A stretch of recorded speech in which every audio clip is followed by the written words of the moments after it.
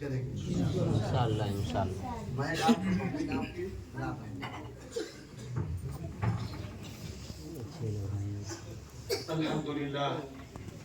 الحمد لله رب العالمين والصلاة والسلام على سيد المرسلين محمد وآله وأصحابه وأزواجه وذرياته وأهل بيته أجمعين أما بعد.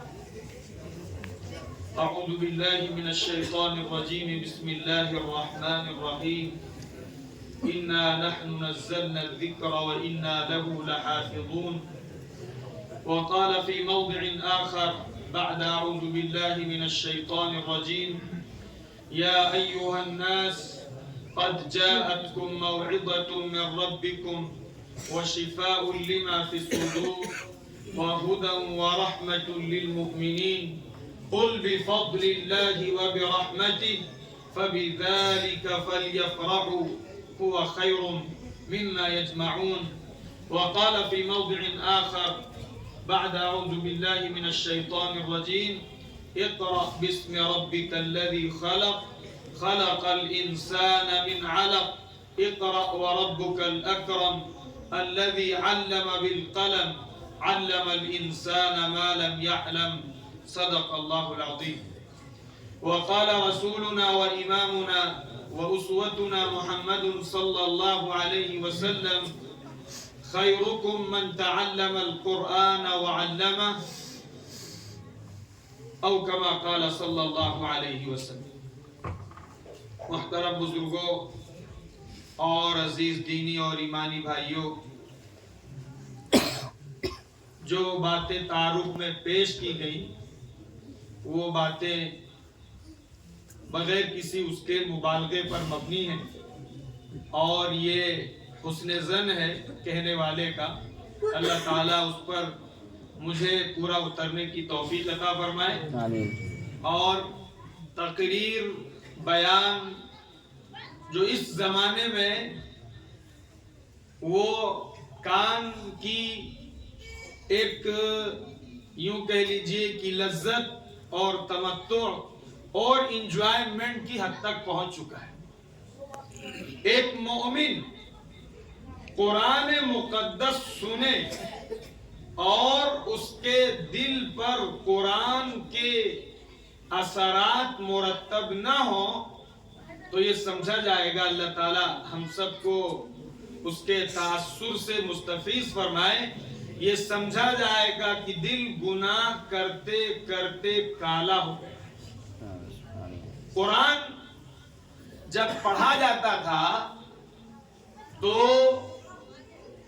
صحابہ اور آقا صلی اللہ علیہ وسلم یہاں تک کہ مشرکین مکہ جو قرآن پر ایمان نہیں رکھتے تھے اور وہ قرآن کے مٹانے کے در پہ تھے، اللہ اور اس کے رسول کے اور دین کے دشمن تھے، لیکن جب قرآن پڑھا جاتا تھا تو ان کی آنکھوں سے بھی آنسو چھلک جاتے. میرے عزیز و بزرگوں دوستو، شاید کہ ہم لوگ ان سے بھی زیادہ بدتر ہو گئے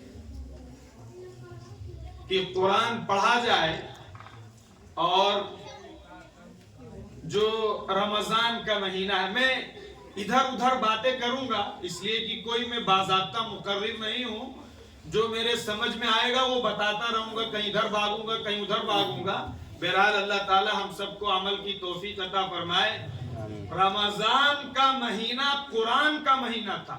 ڈر لگتا ہے اور افسوس ہوتا ہے کہ شاید سب سے زیادہ اگر قرآن کی عظمت کو پامال کیا جاتا ہے تو رمضان کا مہینہ. بے شک. آپ کہیں گے کس طرح؟ اس طرح کی جن جن مسجدوں کے اندر 5 پارے سنائے جاتے ہیں، قرآن کے ساتھ وہ بدتمیزی اور وہ بے احترامی کی جاتی ہے کہ شاید ایک سچے اور ایک ادنا مسلمان کے دل اس کو برداشت نہیں کر سکتا.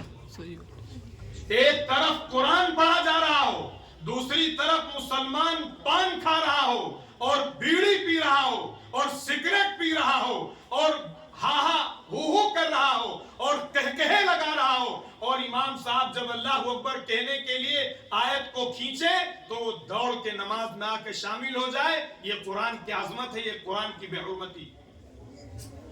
قرآن پڑھنے کے لیے آقا صلی اللہ علیہ وسلم مسواک کرتے تھے, اپنے منہ کو صاف کرتے تھے, اور اپنے آپ میں یہ فرماتے تھے کہ جب قرآن صبح کے وقت پڑھا جاتا ہے تو جو مومن کے منہ سے الفاظ قرآن کے نکلتے ہیں وہ فرشتہ اپنے منہ میں لے کے اپنے پیٹ کے اندر کرتا ہے. اسی لیے کہا گیا ہرگز ہرگز کوئی بدبودار چیز کھا کے, بیڈ اسمیل والی چیز کھا کے کوئی مسجد کے اندر نہ آئے, اس لیے کہ اس سے فرشتوں کو اذیت ہوگی. یہ ہماری قوم کی میجورٹی اس کے اندر مبتلا ہے. اور اللہ رحم فرمائے اس حافظ پر, قرآن اس طرح پڑھتا ہے کہ اگر میں کہوں کہ مسلمانوں کو اس کے پیچھے سے چلے جانا چاہیے, جو قرآن کا ایک حرف نہیں سمجھ میں آتا, قرآن کی ایک آیت سمجھ میں نہیں آتی, اور وہ ایسے اس طرح سے پڑھتا ہے کہ بس اللہ تعالیٰ خیر فرمائے. قرآن کے حرف پر خدا نیکی دیتا ہے. فرمایا من قرأ حرفا من کتاب اللہ فَلَهُ حَسَنَةٌ وَالْحَسَنَةُ بِعَشْرِ أَمْثَالِهَا.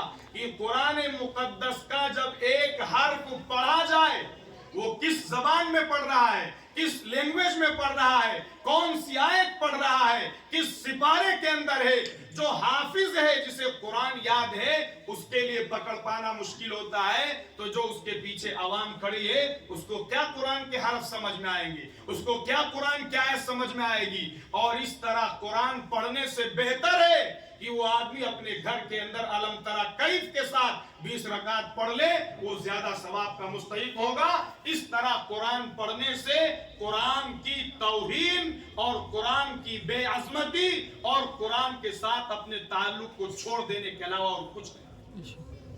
کیا ہمارے دل میں کیوں یہ جذبہ نہیں پیدا ہوتا ہے, ہمارا مسلمان کیوں نہیں کہتا ہے کہ حافظ جی آپ ٹھہر ٹھہر کے پڑھیے, ہمیں ایک موقع ملا ہے رمضان کا قرآن سننے کا, اللہ کی کتاب سننے کا, اللہ کی طرف سے نوازنے کا, اللہ کی طرف سے جو ہے وہ عطایا اور بخشش کا, مغفرت کا.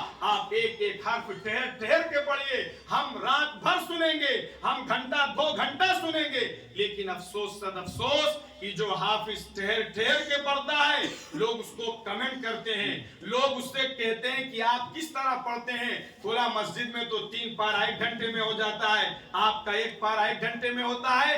آپ کا یہ کہنا حافظ کو اس بات پر مجبور کرتا ہے کہ وہ تیز پڑھے, جلدی پڑھے, لپیٹ کر پڑھے, قرآن کے ساتھ بے حرمتی کرے, گناہ مد اخفا اور تجوید کو چھوڑے. آپ اس کے اندر 100% مجرم قرار دیں. حافظ جی بھی مجرم. ایسا نہیں ہے کہ لوگوں کے کہہ دینے سے ہم دین بدل دیں گے, لوگوں کے کہہ دینے سے ہم قرآن کی عظمت کو بھول جائیں گے, لوگوں کو کہہ دینے سے ہم تجوید کے اصول کو بالائے طاق رکھ دیں گے. یہ اس کی ذمہ داری نہیں ہے. لیکن میرے عزیز و بزرگوں دوستوں, قرآن کے مہینے میں سب سے زیادہ قرآن کے تقدس کو پامال کرنے والا اگر کوئی ہے تو ہم اور آپ. توبہ کرنا چاہیے, قرآن سے اپنا رشتہ. میں کہہ رہا تھا کہ قرآن سے تأثر لینا. آقا صلی اللہ علیہ وسلم فرماتے ہیں کہ ایک مرتبہ آپ تشریف لائے اور ایک صحابی سے فرمایا اقرا علیہ, میرے سامنے قرآن پڑھو. تو وہ صحابی کہنے لگے کہ اے اللہ کے رسول اقرأ علیک وعلیک انزل, کہ میں آپ کی خدمت میں قرآن سناؤں, میں آپ کے سامنے قرآن پڑھوں, آپ پر تو قرآن نازل کیا گیا. فرمایا احب ان اسمع من غیری, میں چاہتا ہوں کہ میں دوسرے سے قرآن سنوں, دوسرے سے جو اچھا پڑھتا ہو, تجوید کے ساتھ پڑھتا ہو, بہترین قرآن پڑھتا ہو, اس سے سننا قرآن کو مسنون اور مسنون قرار دیا. تو آپ نے وہ صحابی فرماتے ہیں میں نے سورہ نساء پڑھنا شروع. جب سورہ نساء پڑھی, سورہ نساء تو قرآن کی اس آیت کے پاس پہنچے فَكَيْفَ إِذَا جِئْنَا مِنْ كُلِّ أُمَّةٍ بِشَهِيدٍ وَجِئْنَا بِكَ عَلَى هَؤُلَاءِ شَهِيدًا, کہ اس وقت کیا حال ہوگا جس وقت ہم ہر قوم پر ایک گواہ لائیں گے, وہ آ کے گواہی دے گا. اور فرمایا وَجِئْنَا بِكَ, اور ہم آپ کو لے کے آئیں گے امت پر گواہی دینے کے لیے. آپ صلی اللہ علیہ وسلم نے یہاں تک پہنچنے کے بعد صحابی سے فرمایا حسبک، قرآن کی تلاوت روکو. جب انہوں نے روکا تو صحابی کہتے ہیں میں نے دیکھا کہ آقا صلی اللہ علیہ وسلم کی دونوں آنکھوں سے زار و قطار آنسو پر آنسو بہہ. قرآن میں بھی فرمایا وَإِذَا سَمِعُوا مَا أُنزِلَ إِلَى الرَّسُولِ تَرَى أَعْيُنَهُمْ تَفِيضُ مِنَ الدَّمْعِ حَزَنًا أَلَّا يَجِدُوا مَا يُنْفِقُونَ. وَإِذَا سَمِعُوا مَا أُنزِلَ إِلَى الرَّسُولِ تَرَى أَعْيُنَهُمْ تَفِيضُ مِنَ الدَّمْعِ مِمَّا عَرَفُوا مِنَ الْحَقِّ. یہ بھی ایک بہت بڑی کمی اور بگاڑ ہے کہ قرآن سمجھ کر نہ پڑھنا. قرآن سمجھ کر نہ پڑھنا، اس نہ سمجھنے کی وجہ سے، قرآن کا ترجمہ نہ سمجھنے کی وجہ سے، اس کا ٹرانسلیشن نہ سمجھنے کی وجہ سے، اس کی تشریحات اور اس کا ایکسپلینیشنز نہ سمجھنے کی وجہ سے قرآن کا تأثر دل پر نہیں پڑتا ہے. تأثر اس کا پڑتا ہے جو انسان کی سمجھ میں آتا ہے.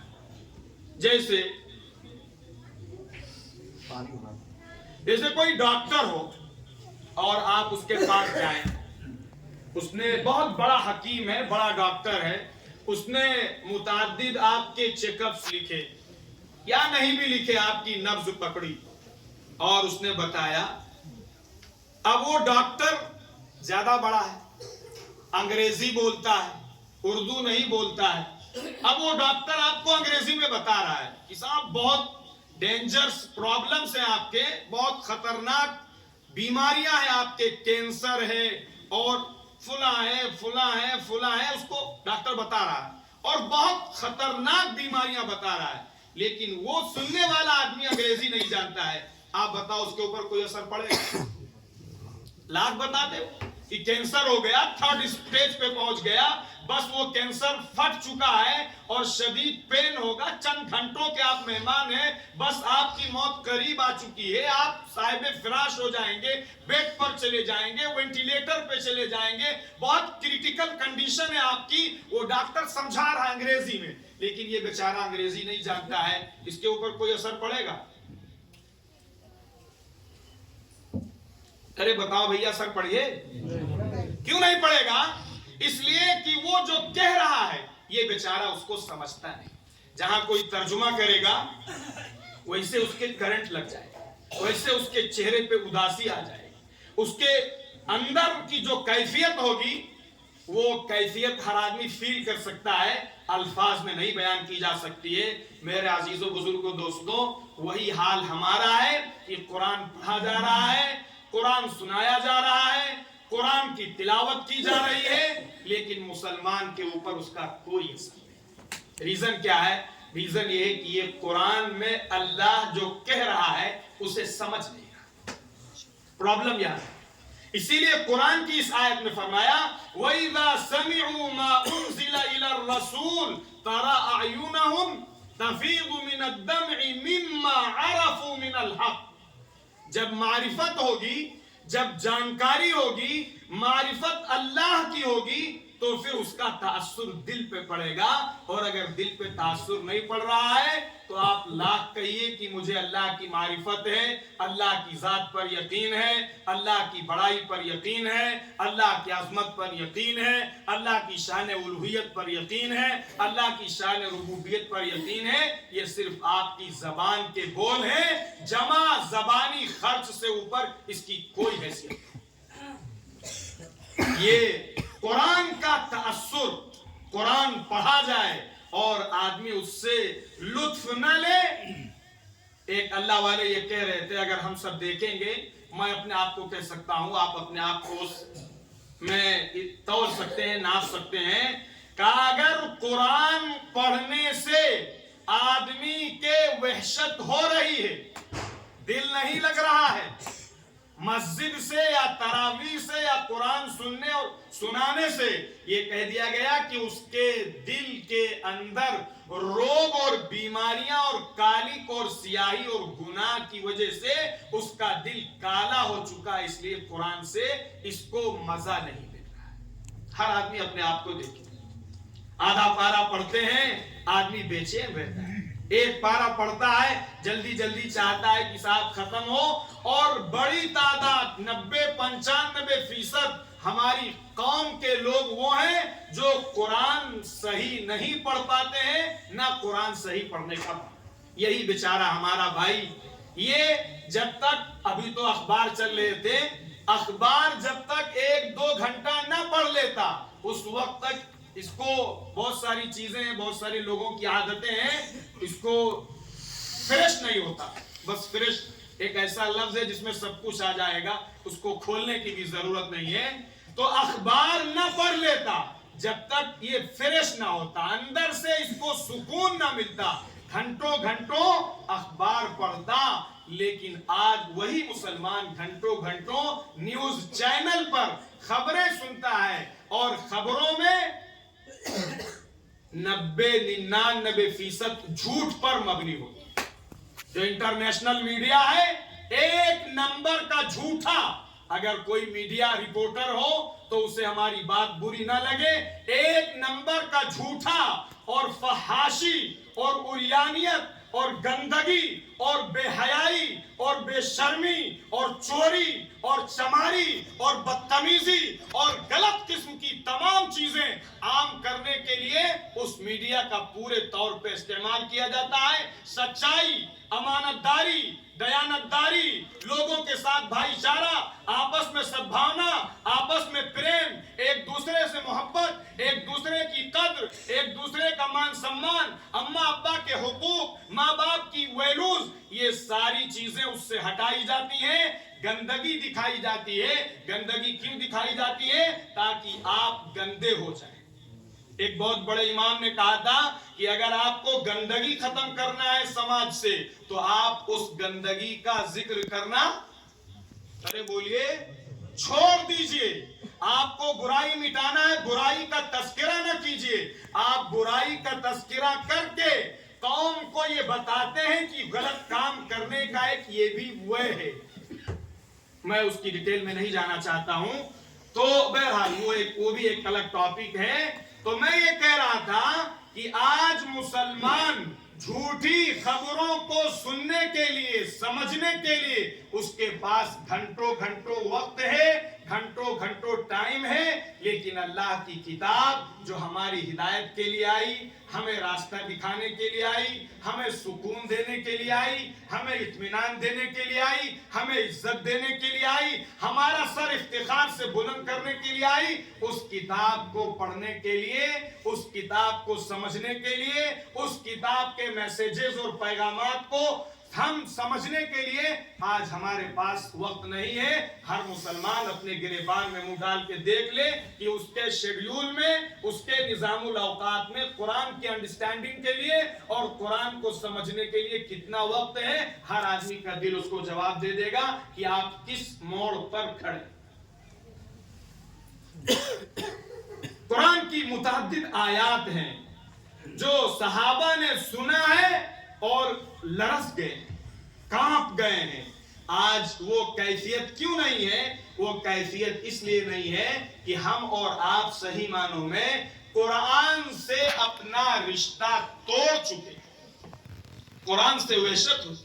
अगर हमारे दिल पाक हो, हमारे दिल साफ हो, हमारी ग़िज़ाएं हलाल हो, हमारे लुक़्मे हलाल हो, हमारी परवरिश हलाल माल से हो, तो मैं कसम खा के कह सकता हूं कि उस मोमिन का दिल कुरान पढ़ने से कभी भरेगा नहीं, उसका पेट कभी कुरान की तिलावत से भरेगा नहीं। कुरान पढ़ता रहेगा, लुत्फ लेता रहेगा, कुरान पढ़ता रहेगा, इंजॉयमेंट करता रहेगा, कुरान पढ़ता रहेगा, अल्लाह से गोया कि वो हम कलामी का शरफ हासिल कर रहा है, ये उसको फील होता रहेगा। लेकिन ये किसको फील है? मैं अपना जानता हूं, आप अपना अंदाजा कर लीजिए।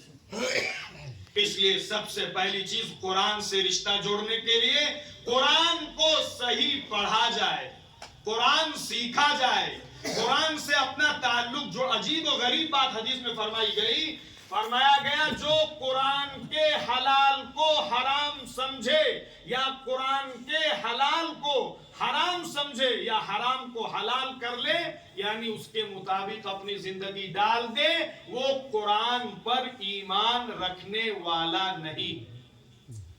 ما آمن یہ حدیث کے الفاظ ہیں ما آمن بالقرآن من استحل محارمہ. دیکھیے آپ سماج میں کیا حال ہو گیا کہ آدمی سود عام ہو چکا ہے. سود اور ناجائز چیزیں اور گھٹا کر دینا چیزوں کو کم ناپنا کم تولنا جھوٹ بولنا بے ایمانی کرنا یہ ساری وہ چیزیں جن کو قرآن نے صراحت کے ساتھ بیان کی.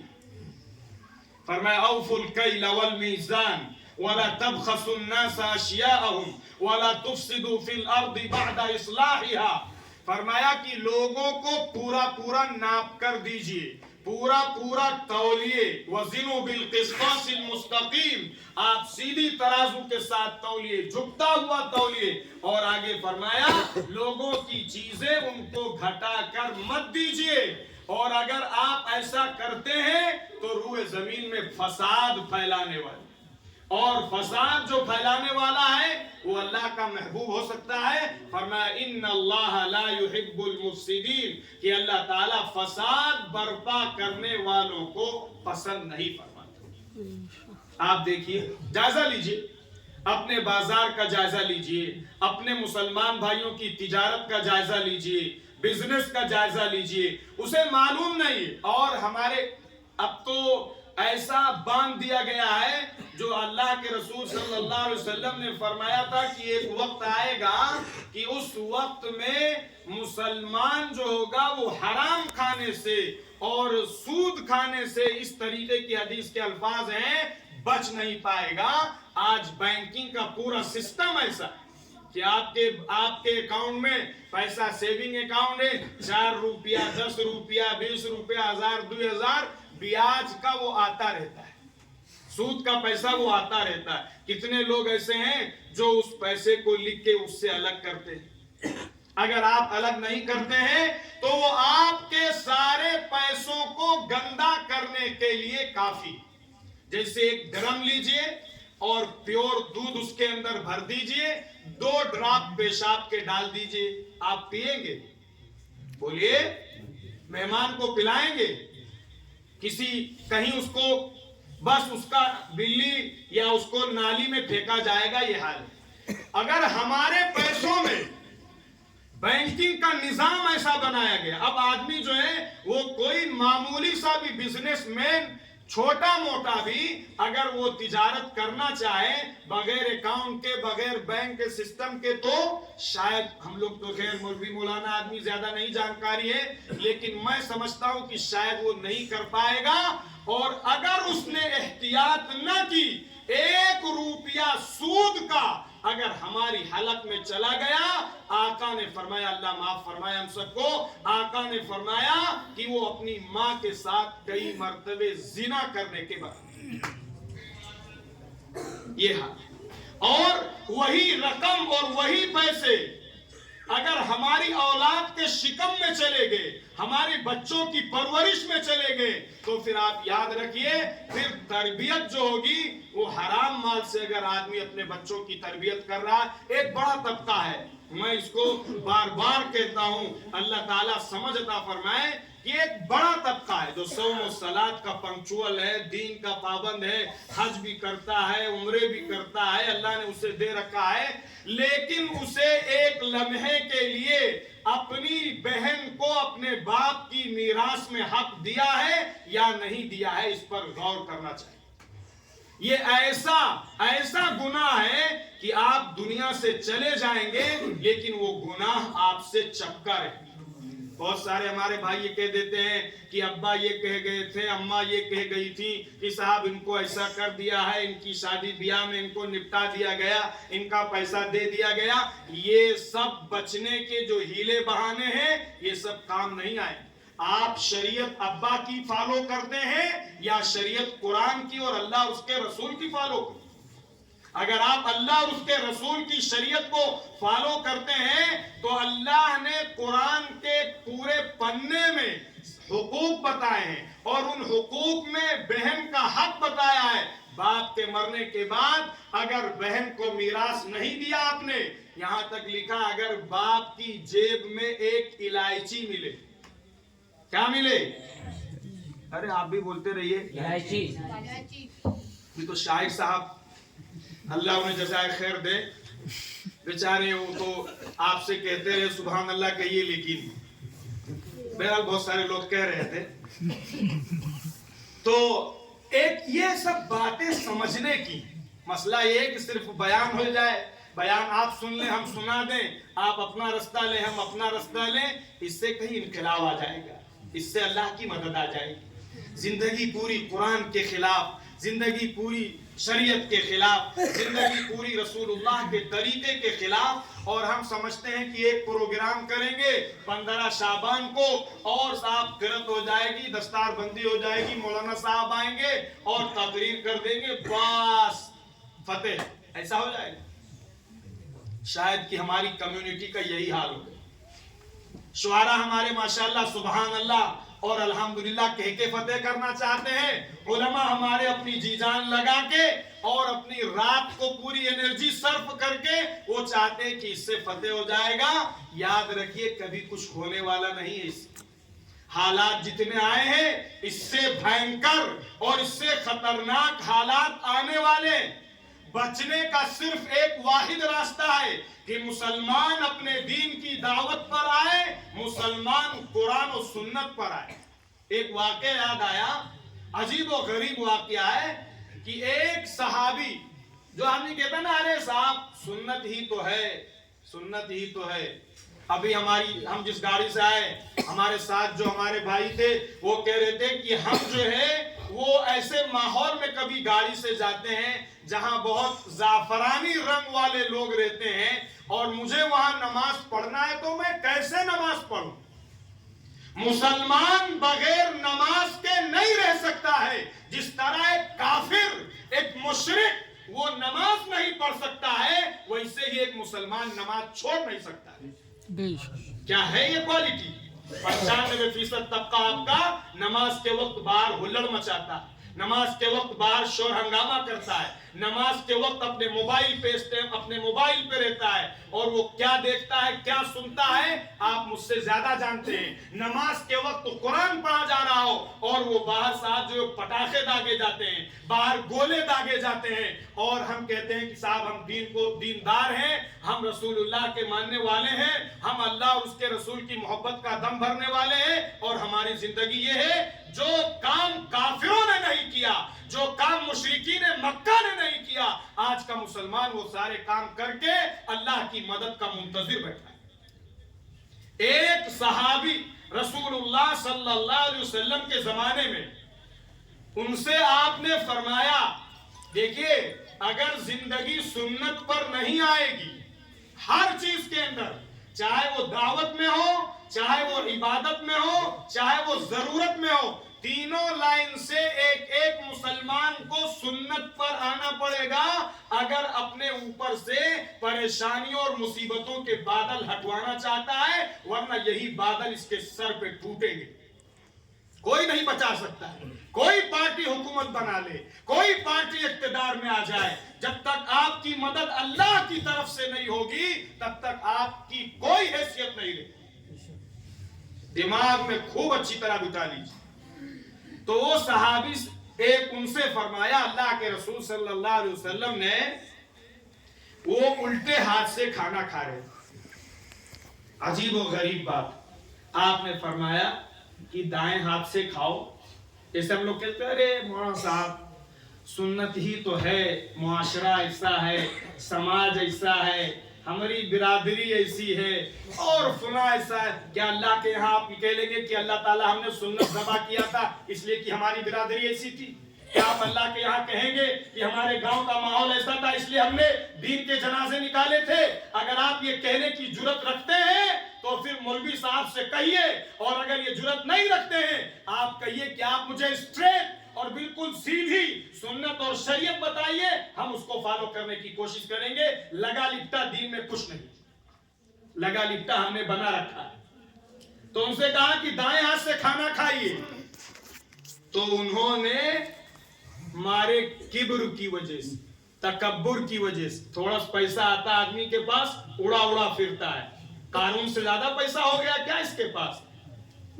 ترس آتا ہے، دکھ ہوتا ہے، اور وہ اپنے آپ کو اللہ معاف فرمائے تھوڑے سے، سب لوگ ایسے نہیں ہوتے ہیں، بہت سارے لوگ پیسہ آنے کے بعد تواضع بھی ہوتی ہے، انکساری بھی ہوتی ہے، عاجزی بھی ہوتی ہے، لیکن جنرلی ایسا ہوتا ہے کہ تھوڑا سا پیسہ آنے کے بعد، تھوڑا سا کوئی مقام و مرتبہ مل جانے کے بعد آدمی یہ سمجھتا ہے کہ اگر میں نعوذ باللہ کہ اگر میں سنت کے مطابق کروں گا تو میری انسلٹ ہو جائے. جب آپ کو سنت میں انسلٹ محسوس ہو رہی ہے، پھر آپ کس کے دین پر ہیں؟ آپ کس کی شریعت پر ہیں؟ آپ کو اپنے نبی کے طریقے میں انسلٹ محسوس ہو اور یہودیوں کے طریقے میں فراڈ محسوس ہو، اور آپ اللہ کی مدد کے لیے بھائی شرم آنی چاہیے، شرم آنی چاہیے. کھڑے ہو کے کھانا، یہ آج سے 25 سال پہلے جو لوگ ہمارے سینئر ہیں اور 50 اور 60 پلس ہیں، آپ ان سے پوچھئے، کوئی ایک آدمی اگر مسلمان کھڑے ہو کے کھانے کا انتظام کر دیتا، پورے گاؤں کے لوگ اس کا بائیکاٹ کر دیتے اور وہاں کھانا پسند نہ کرتے کہ صاحب ہم جانوروں کی طرح، گورو ہرہا کی طرح ہم کھانے نہیں آئے ہیں، آپ نے ہمیں بلایا ہے، عزت کے ساتھ کھلائیے تو کھائیں گے ورنہ واپس چلے جائیں گے. لیکن آج افسوس صد افسوس، غیروں کے طریقوں سے اتنا مرعوب ہو گئے، اپنے نبی کے طریقے کو نعوذ باللہ اتنا حقیر سمجھ لیا کہ آج بیٹھ کر کھانے میں انسلٹ ہو رہی ہے اور کھڑے ہو کے کھانے میں اپنے آپ میں پراؤڈ محسوس کر. سماج یہاں تک پہنچ چکا ہے، اور میں آپ کو جو مثال دے رہا ہوں اس مثال سے میں خود بھی سمجھنا چاہتا ہوں، آپ کو بھی سمجھانا چاہتا ہوں. آپ نے فرمایا کہ الٹے ہاتھ سے نہ کھاؤ، سیدھے ہاتھ سے کھاؤ. اس آدمی نے کہا کہ لا استطیع کہ میں یہ نہیں کر سکتا. کس سے کہہ رہا ہے؟ سنتے رہو، کس سے کہہ رہا ہے؟ لا استطیع، میں نہیں کر سکتا ہوں. آپ نے فرمایا لاستطعت، تو کبھی اس ہاتھ سے نہ کھا سکے. روایت پڑھیے، اس میں لکھا ہے اس آدمی کا وہ پورا ہاتھ شل ہو گیا، بیکار ہو گیا، اپاہج ہو گیا، اس ہاتھ سے معذور ہو گیا، اپنی موت تک اس ہاتھ کو اپنے منہ تک نہیں لا سکا. میرے عزیزوں بزرگوں دوستوں، کیا یہ صرف اسی آدمی کے لیے طریقہ اور سنت رسول اللہ کی، یا ہمارے اور آپ کے لیے بھی؟ جب ایک کھانے کی سنت چھوڑ دینے کی وجہ سے ایک آدمی کا ہاتھ بیکار ہو سکتا ہے، آج ہم جو پورا دین چھوڑے ہوئے ہیں، پوری سنتیں چھوڑے ہوئے ہیں، رسول اللہ کا طریقہ چھوڑے ہوئے ہیں، تو کیا ہم اپاہج نہیں رہے؟ جو آج ہم بے حیثیت ہیں، ذلیل ہیں، کوڑا کچرا ہیں، ہماری آواز میں کوئی جان نہیں ہے، ہمارے پاس کوئی طاقت نہیں ہے.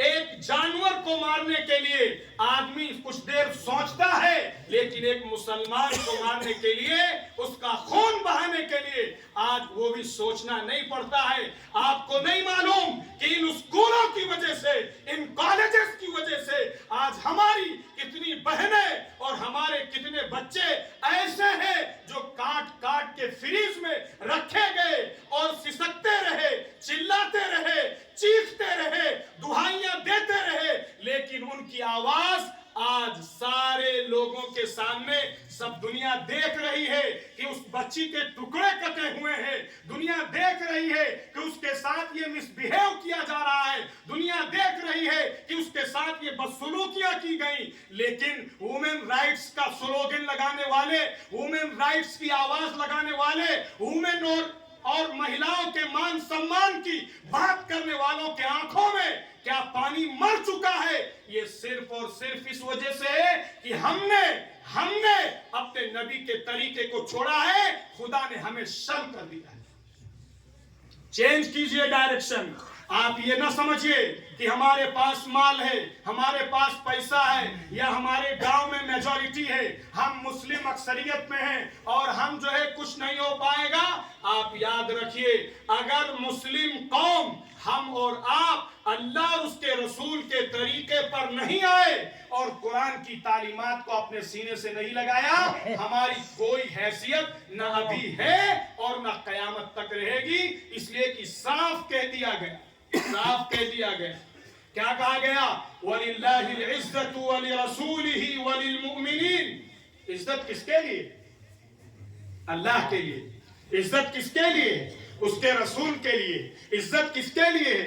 ایمان والوں کے لیے ہے۔ ہم ایمان والے ہیں یا نہیں، یہ آپ کو سوچنا پڑے گا۔ ہم پوری شریعت کو ذبح کر دیں، پورے قانون کو ذبح کر دیں، اللہ کے احکامات کو توڑ دیں، شریعت کے جنازے نکال دیں، اللہ کے دین کی بقیہ ادھیڑ دیں اور یہ سمجھیں کہ صاحب ہم جو ہے وہ کامیاب ہو جائیں گے، ہمیں عزت مل جائے گی، ہمیں سرخروئی مل جائے گی، ہمیں کامیابی مل جائے گی، تو یہ سوائے دھوکے کے اور کچھ نہیں۔ اس لیے میرے عزیز و بزرگ دوستو، سب سے پہلی بنیادی چیز کہ مسلمان سنت پر پراؤڈ کرے، مسلمان سنت پر ناز کرے، مسلمان سنت پر فخر کرے، مسلمان قرآن کو اپنے لیے ہدایت کی کتاب سمجھے۔ اس کو صرف جو ہے وہ رسمی طور پہ ہمارا تعلق قرآن سے نہ ہو، بلکہ ہمارا تعلق قرآن سے قلبی طور پر، ہمارا تعلق قرآن سے روحانی طور پر، ہمارا تعلق قرآن سے وہ اس حیثیت سے ہو کہ اللہ کی کتاب ہے، اس میں جو کچھ کہہ دیا گیا حق اور سچ اور عدل۔ جب یہ زندگی میں آئے گا، خدا عزت دے کے دکھائے گا، اور یہ آئے گا، اس کے لانے کا راستہ صرف اور صرف یہ ہے کہ آدمی اپنے دین کی طرف دعوت دے، آدمی اپنے دین کی طرف دعوت دے۔ دعوت دینے سے سب سے پہلی چیز اللہ تعالیٰ باطل کا خوف ہمارے اور آپ کے دل سے نکالے، باطل کا خوف دعوت سے نکلے گا، استقامت دعوت سے آئے گی۔ اسی لیے فرمایا یا ایھا الذین آمنوا ان تنصروا اللہ ینصرکم ویثبت اقدامکم، کہ اے وہ لوگوں جو ایمان لائے، اگر تم اللہ کے دین کی مدد کرو گے تو اللہ تمہاری مدد کرے گا۔ مدد کیا ہے اللہ کی؟ اللہ کی مدد کسی بلڈنگ کا مل جانا نہیں، اللہ کی مدد کوئی بینک بیلنس کا ہو جانا نہیں ہے۔ آدمی لکھتا ہے اپنے گھر پہ، گھر بنوائے گا، اس پہ لکھے گا ہاذا، ارے پڑھو، ہذا من فضل ربی، بہت یاد ہے، بہت ہنسنا نہیں ہے، بہت یاد ہے ہمیں یہ۔ اس کے آگے بھی تو پڑھو اللہ کیا کہہ رہا ہے، اس کے آگے والا کیوں مس کر جاتا ہے، وہ کیوں نہیں لکھواتا ہے سائن بورڈ پر ھذا من فضل ربی لیبلونی ااشکر ام اکفر۔ آگے والا سینٹنس پڑھیے، پوچھئے اس کا کیا مطلب ہے اور کیا اللہ کہنا۔ اللہ کہتا میں نے تم کو یہ کوٹھی دی ہے، میں نے تم کو یہ شاپنگ سینٹر دیا ہے، میں نے تم کو اتنا بڑا ایکسپورٹ اور امپورٹ کا بزنس دیا ہے، ھذا من فضل ربی ضرور ہے، لیکن آگے فرمایا کیوں دیا ہے، لیبلونی ااشکر ام اکفر، تاکہ میں تجھ کو دیکھوں مال سے تیرے اندر غرور آتا ہے یا تواضع پیدا ہو، تاکہ میں دیکھوں مال میرے کر تو اللہ کو یاد رکھتا ہے یا اللہ کو بھول جاتا ہے، تاکہ میں دیکھوں مال دے کر کہ تیرے اندر یہودیت اور نصرانیت اور مجوسیت اور دیومالائی تہذیب گھستی ہے یا اللہ اور اس کے رسول کے فرمان تیرے اندر داخل ہوتے ہیں، تاکہ اللہ دیکھے، وہ آزمائے کہ تم اللہ کے حکموں پہ چلتے ہو یا پھر اپنے آپ کو نعوذ باللہ اللہ کے حکموں سے سپیریئر اور اس سے بالا تر سمجھتے ہو۔ اس کے لیے دیا گیا ہے، یہ صرف کالر اٹھانے کے لیے اور ہنک کے ساتھ اکڑ کر چلنے کے لیے نہیں دیا گیا، یہ بھی کہہ دیا گیا وَلَا تَمْشِ فِي الْأَرْضِ مَرَحًا إِنَّكَ لَن تَخْرِقَ الْأَرْضِ وَلَن تَبْلُغَ الْجِبَالَ طُولًا، کہ تیری حیثیت کیا ہے، هل أتى على الإنسان حين من الدهر لم يكن شيئا مذكورا. اپنی حیثیت یاد کر. اکڑ کے چلنے سے پہلے اور اترانے سے پہلے, تکبر سے پہلے, کسی مسلمان کو یا کسی انسان کو حقارت سے دیکھنے سے پہلے تو یہ سوچ کہ تو منی کے قطرے سے پیدا ہوا. تجھے خدا نے گندے قطرے سے پیدا کیا ہے. آج تو خدا کے سامنے عقل دکھاتا ہے. آج تو چند پیسوں کی وجہ سے, چند سکوں کی وجہ سے یا کوئی عہدہ پا جانے کی وجہ سے تو ایک اکڑ کر چلنا چاہتا ہے. تجھے یہ سوچنا چاہیے کہ تیری حیثیت وہ ہے کہ اگر کسی کے کپڑے پہ لگ جاتی تو اس کپڑے سے آدمی گھن کرتا. حیثیت یاد ہے. اور فرمایا قرآن نے صاحب وَلَا تَمْشِ فِي الْأَرْضِ مَرَحًا, اترا کر مت چلو, تکبر کے ساتھ مت چلو, غرور و گھمنڈ کے ساتھ مت چلو. انک لن تخرق الارض, نہ تو زمین پھاڑ سکتا ہے اور نہ ہی تو آسمان کی بلندیوں کو چھو سکتا ہے. تجھے روئے زمین پہ اکڑ کے چلنے کی گنجائش نہیں, اس لیے کہ تیرے باپ دادا بھی اسی زمین کے اندر اور اسی زیر زمین مدفون ہے.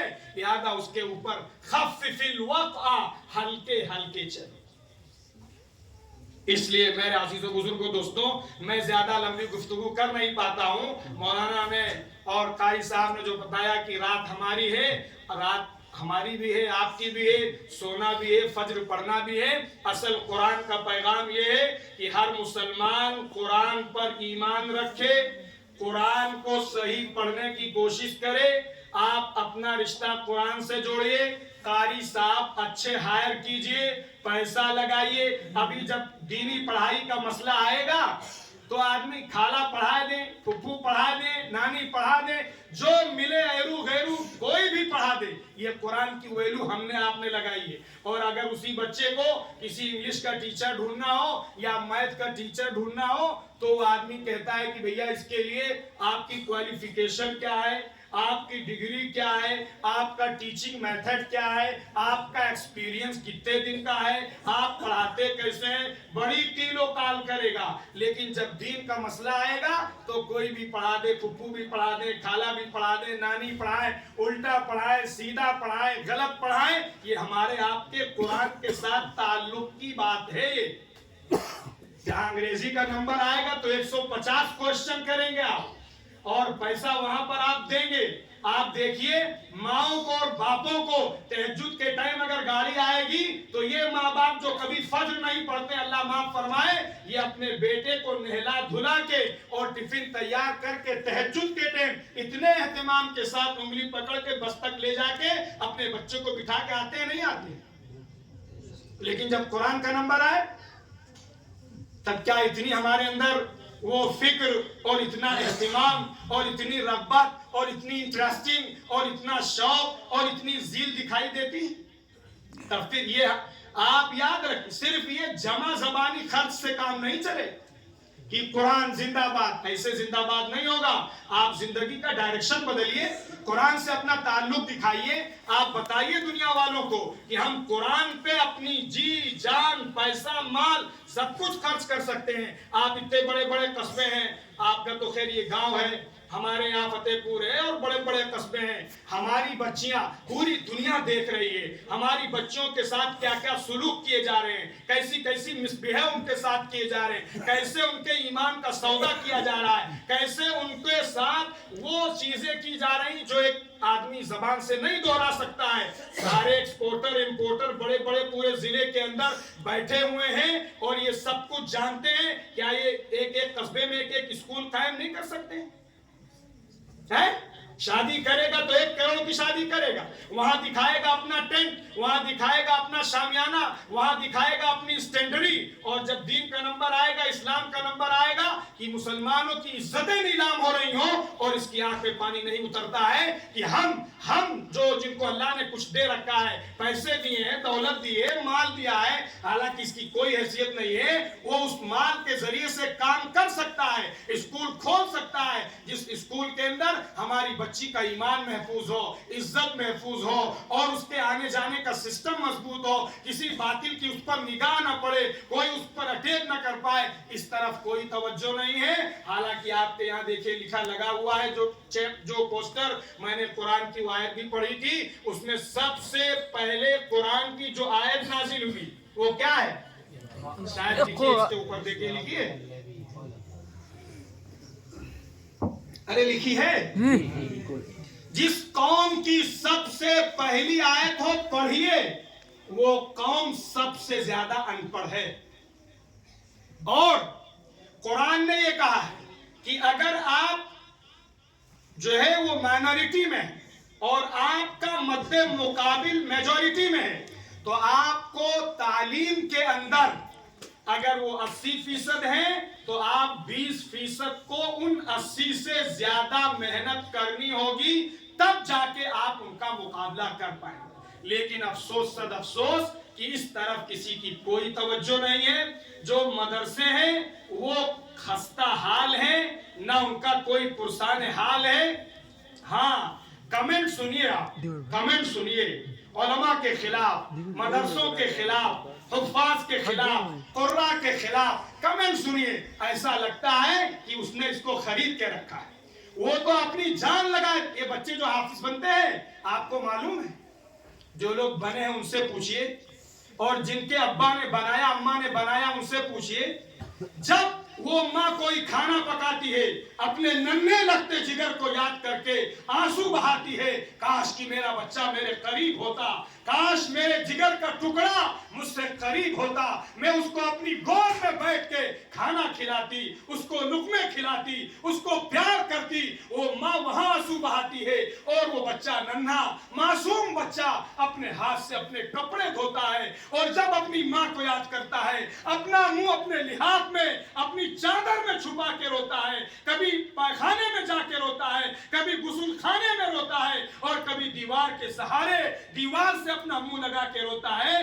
جن بچے اس طرح قربانی کے ساتھ حافظ قرآن بنے ہوں، عالم دین بنے ہوں، آج ہم نے ان کی قدر یہ کی ہے کہ ان پر کمنٹ کرنا، ان کے اوپر جملے چست کرنا، اور ایسے جملے بھونڈے بھدے غلط جن کو کہا نہیں جا سکتا ہے، ہمارا حال یہ ہے، اور یہ سمجھ رہے ہیں کہ دین فروغ پا جائے، قرآن زندہ ہو جائے، شریعت زندہ ہو جائے۔ آپ اپنا گھر بنواتے ہیں، ٹائلز لگواتے ہیں، آپ اپنی لیٹرین بنواتے ہیں، بالکل اسے چمکا کے رکھتے ہیں، آپ اپنا بیڈ روم بناتے ہیں اور انواع و اقسام کے ڈیکوریشن کرتے ہیں۔ کبھی کیا آپ کو یہ بھی توفیق ہوتی ہے کہ آپ مدرسے چلے جائیں، آپ پوچھیں کہ اسلام کے اللہ کی کتاب جو سب سے اعلیٰ کتاب ہے، سب سے افضل کتاب ہے، جو کتاب ہمارے سر کا تاج ہے، جو کتاب ہماری آنکھوں کا نور ہے، وہ کتاب یہاں پڑھنے والے بچے ہیں، کیا انہوں نے کھانا کھایا؟ کیا ان کے پاس لائٹ کا انتظام ہے؟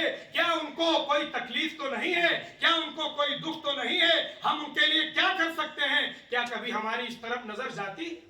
حافظ مولوی مولانا چروڑی کرتے کرتے تھک جاتے ہیں اور شرم سے ان کے سر جھک جاتے ہیں، لیکن ہمارے مالدار، اللہ انہیں معاف فرمائے، صحیح ڈائریکشن پر رہنے کی توفیق عطا فرمائے، یہ جب جاتے ہیں وہ علماء تو ان کو گھورتے ہیں، ان کو واپس کرتے ہیں، ان کے ساتھ بس زبانیاں کرتے ہیں، 10 روپیہ دے کے 20 کوشچن کرتے ہیں۔ کل خدا کی بارگاہ میں کیا آپ کو چھوڑ دیا جائے؟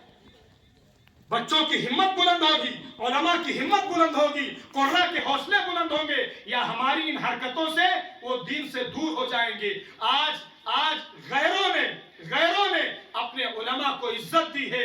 آپ پادری اور پوپ نے، عیسائی اور کرسچن نے اپنے پادریوں کو عزت دی، ان کو احترام دیا، ان کو تقدس دیا۔ ان کا بڑا سے بڑا مالدار بھی اس پوپ کے سامنے ادب کے ساتھ بیٹھتا ہے، اس کے سامنے نگاہ اٹھانے کی جرت نہیں کرتا ہے۔ یہ تعلیم ہم کو دی گئی تھی، وہ تعلیم انہوں نے اختیار کی، جو تعلیم ان کی تھی وہ تعلیم ہم نے اختیار کر لی۔ ذلت ہم پائیں گے یا وہ پائیں گے؟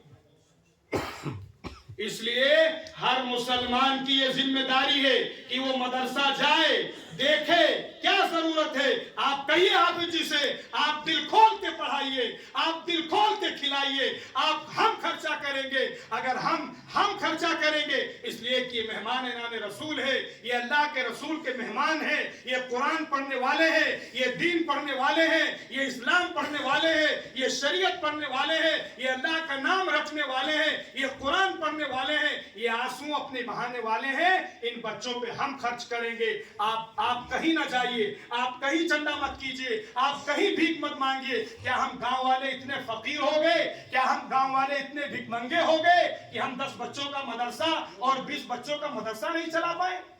इसलिए मेरे अजीजों बुजुर्गों दोस्तों, ये सारी वो बातें हैं जो हमारे रोग हैं, हमारी बीमारियां हैं। इसलिए हम सब नियतें करें, आज़्म करें कि हम सुन्नत से मोहब्बत करेंगे, कुरान से मोहब्बत करेंगे, कुरान से अपना रिश्ता जोड़ेंगे, कुरान सही पढ़ने की फिक्र करेंगे, और बड़ी उम्र का हो छोटी उम्र का हो, अपनी मस्जिद में एडल्ट का जो मकतब होता है वो कायम करेंगे, सही कुरान पढ़ेंगे, कुरान समझने की कोशिश करेंगे। अगर हमने ये किया तो हमारी जिंदगी कारआमद होगी, हमारी जिंदगी वसूल होगी, अल्लाह ताला की रहमतों के हम मुस्तहिक होंगे। और अगर ऐसा नहीं किया तो आप तकरीर करवाते रहिए और प्रोग्राम करते रहिए, और जिंदगी अगर अमल पे नहीं आती है तो उससे कोई फायदा होने वाला नहीं है, बल्कि ये सारी चीजें कल क़यामत के मैदान में हमारे खिलाफ हुज्जत बनेंगी। अल्लाह ताला मुझे भी अमल की तौफीक अता फरमाए और आपको भी अमल की तौफीक अता फरमाए, कुरानी जिंदगी गुजारने की, कुरान के मुताबिक अमल करने की अल्लाह ताला हम सबको तौफीक अता फरमाए। व आखिरु दअवाना अनिल हम्दुलिल्लाहि रब्बिल आलमीन।